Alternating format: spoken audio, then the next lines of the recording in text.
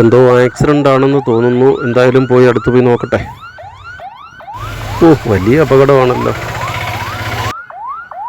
ഒരു വീഡിയോയിലൂടെ നമുക്കത് പുറത്ത് കാണിക്കാൻ കഴിയില്ല. അത്രയ്ക്ക് ഒരു കൈ പൂർണ്ണമായിട്ടും ചതഞ്ഞുപോയി.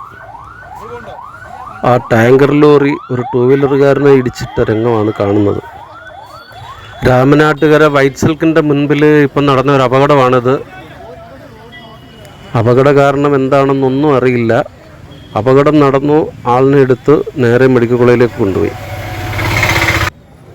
ഈ ടാങ്കർ ലോറി ഇപ്പോൾ കിടക്കുന്നത് വൈറ്റ് സിൽക്കിൻ്റെ പാരഡൈസിൻ്റെയും ഇടയിലായിട്ടുള്ള സ്ഥലത്താണ്. അവിടെ വെച്ചാണ് അപകടം ഉണ്ടായിട്ടുള്ളത്. ഈ ടൂ വീലറിൽ വന്ന യാത്രക്കാരനാണ് വീണതിന് ശേഷം കൈ ടയറിൻ്റെ അടിയിലേക്ക് പെട്ടിട്ട് വലത് കൈ പൂർണ്ണമായിട്ടും നഷ്ടപ്പെട്ടു. ഡ്രൈവർ മദ്യപിച്ചോ എന്ന് സംശയം ചോദിക്കുകയാണ്. അദ്ദേഹം മദ്യപിച്ചിട്ടുള്ളതായിട്ട് കാണുന്നില്ല.